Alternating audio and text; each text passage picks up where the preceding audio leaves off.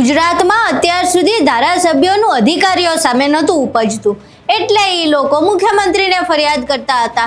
પણ હવે મુખ્યમંત્રી નાયબ મુખ્યમંત્રી જ સાંભળવા તૈયાર નથી, એટલે બાપલિયા ધારાસભ્યો ક્યાં જઈને ફરિયાદ કરે એવી મૂંઝવણમાં મુકાયા છે. અમે શા માટે આવું કહી રહ્યા છે તેના વિશે વિગતે ચર્ચા કરવી છે. નમસ્કાર, તમે જોઈ રહ્યા છો ચક્રવાત ન્યૂઝ. હું આપની સાથે હેમંત.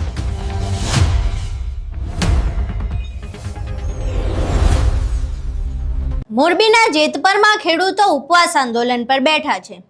વીજ પુલની સમસ્યાને લઈને નિરાકરણ આવી નથી રહ્યું. ખેડૂતોની પોતાની જમીનમાં, તેમની માલિકીની જમીનમાં તેમની મંજૂરી વગર ખાનગી વીજ કંપનીઓ વીજ પુલ નાખી રહી છે. તેનો જ્યારે ખેડૂતો વિરોધ કરે તો પોલીસને હાથા બનાવીને તેમના પર અત્યાચાર ગુજારવામાં આવે. એટલે હવે ખેડૂતોએ ગાંધી ચિંધ્યા માર્ગે આંદોલન શરૂ રાખ્યું છે. ગાંધી ચિંધ્યા માર્ગે આંદોલન કરતા ખેડૂતો છેલ્લા 6 દિવસથી ઉપવાસ કરી રહ્યા છે. તેમનો આ મરણાંત ઉપવાસને 6 દિવસ થઈ ગયા છે. ફરી એકવાર એવા સમાચાર સામે આવ્યા છે જેમાં ખેડૂતો બીમાર પડ્યા છે. આજે 2 મહિલા બીમાર પડી હોવાના સમાચાર સામે આવ્યા છે, જેમાં તેમને તાત્કાલિક ધોરણે એમ્બ્યુલન્સ મારફતે હોસ્પિટલ લઈ જવામાં આવ્યા છે. આના પહેલા પણ ગઈકાલે અને પરમ દિવસે પણ ખેડૂતો બીમાર પડ્યાના સમાચાર સામે આવ્યા હતા, જેમાં ખેડૂતોને એમ્બ્યુલન્સ મારફતે હોસ્પિટલ લઈ જવામાં આવ્યા હતા. જો કે આ સતત 3 દિવસથી ઘટના ચાલી રહી છે, એટલે એમ્બ્યુલન્સ પણ ત્યાં હાજર છે. આની પહેલા તો જ્યારે અમારા જે સંવાદદાતા છે એ ઉપવાસ છાવણીએ ગયા હતા, ત્યારે તો એવા સમાચાર મળ્યા હતા અને દ્રશ્યો પણ એવા હતા કે ત્યાં કોઈ એમ્બ્યુલન્સ હાજર જ નથી. પહેલા અહીંયા દ્રશ્યો જોઈએ, જેમાં જે ખેડૂત મહિલાઓ છે અને જે ખેડૂત છે તેઓ બીમાર પડ્યા છે અને તેમને હોસ્પિટલ લઈ જવામાં આવી રહ્યા છે.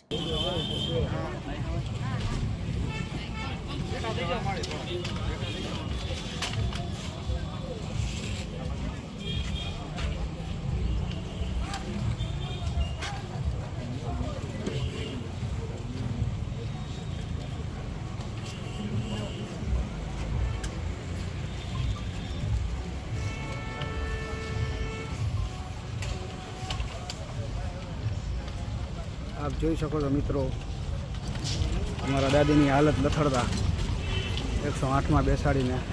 હવે તમે આ દ્રશ્યો જોયા. આજે જે મહિલા ખેડૂતો બીમાર પડી તેના પહેલા જે ખેડૂત બીમાર પડ્યા હતા, પુરુષ ખેડૂત, એ સમાચાર સામે આવ્યા બાદ ત્યાંના ધારાસભ્ય, મોરબીના ધારાસભ્ય એવા કાંતિ અમૃતિયાની પ્રતિક્રિયા સામે આવી હતી. હવે મોરબીના તેઓ ધારાસભ્ય તો છે જ, પરંતુ જેતપર ગામે એમનું ખુદનું ગામ છે, એટલે તેમને સંવેદના હોય એ વ્યાજબી છે. પરંતુ એ સંવેદનાનું શું કરે બિચારા? કારણ કે મુખ્યમંત્રીને રજૂઆત કરે છે, મુખ્યમંત્રી સાંભળતા નથી. હર્ષ સંઘવીને રજૂઆત કરે છે, પણ નાયબ મુખ્યમંત્રી કંઈ દા આપતા નથી. એટલે બચારા પ્રેસ કોન્ફરન્સ કરીને એવું કહી રહ્યા છે કે રજૂઆત કરી છે, હવે સાંભળે ત્યારે ઠીક છે, ધીમે ધીમે પ્રક્રિયા મુજબ કામ થઈ રહ્યું છે. અહીં કાંતિ અમૃતિયાને સાંભળીએ.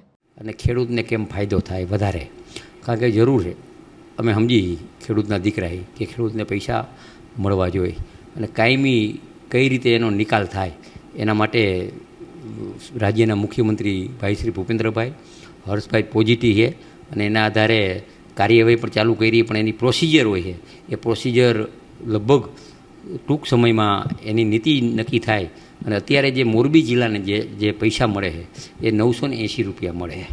બીજા જિલ્લામાં 480 રૂપિયા મળે છે. એટલે એમાં ગુજરાતમાં તમામ બીજા જિલ્લાને પણ કઈ રીતે વધારે મળે, મોરબી જિલ્લાને કઈ રીતે મળે કે મોરબી જિલ્લો એક ઉદ્યોગની દ્રષ્ટિએ હબ છે અને જમીનના ભાવ ઘણા બધા છે મોરબી જિલ્લામાં. એટલે એને પણ કઈ રીતે ખેડૂતને વળતર મળે એની અમે આ રાજ્યના કૃષિ મંત્રી ભાઈ શ્રી જીતુભાઈ, તમામ ઘણા બધા મંત્રીઓ ગઈ બુધવારે મુખ્યમંત્રી આરે લગભગ 15 મિનિટ ચર્ચા કરી અને વધારેમાં વધારે પૈસા મળે અને સારી રીતે ખેડૂતને ફાયદો થાય એના પ્રયત્ન અમારા ચાલુ જ છે. અહીં તમે કાંતિ અમૃતિયાને સાંભળ્યા. હવે તેમના અવાજમાં એ લાચારી જોવા મળી રહી છે, કારણ કે જે જગતનો તાત આખા વિશ્વનું પેટ રડતો હોય તેને ભૂખ્યું રહેવું પડે છે, એ પણ પરાણે અનશન કરીને. કારણ કે આ સરકાર તેનું સાંભળતી નથી. છેલ્લા 6 દિવસથી ઉપવાસ પર બેઠા છે ને આ મરણાંત ઉપવાસની વાત કરી છે કે કદાચ ઉપવાસ કરતાં કરતાં મરી જવું પડે તોય ભલે, પણ આ વીજ કંપની અને સરકાર સામે નમશું નહીં. હવે ધારાસભ્ય ખુદ બિચારા બની ગયા છે, કારણ કે અત્યાર સુધી આપણે એવા સમાચાર જોતા હતા કે અધિકારીઓ ન સાંભળે, અધિકારીઓ તેમનું ન માને એટલે તેઓ પત્ર લખીને મુખ્યમંત્રીને ફરિયાદ કરે અને ત્યાં રજૂઆત કરે.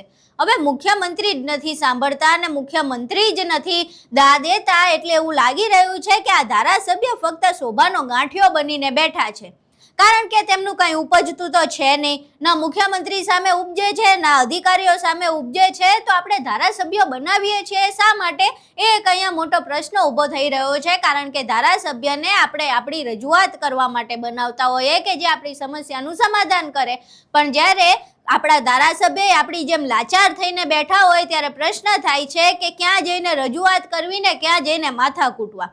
હવે કાંતિ અમૃતિયા તો બિચારા લાચાર છે, કારણ કે મુખ્યમંત્રી કે નાયબ મુખ્યમંત્રી તો આ મામલે કંઈ ધ્યાન આપતા નથી. બીજી બાજુ જેતપરમાં ખેડૂતોની તબિયત લથડી રહી છે, એટલે હવે આ સમગ્ર મામલે કાંતિ અમૃતિયા હવે શું કરે છે તે જોવું રહ્યું, કે પછી જે પ્રમાણે વાત કરી એ પ્રમાણે ધારાસભ્યો ફક્ત શોભાના ગાંઠિયા બનીને જ રહી જશે.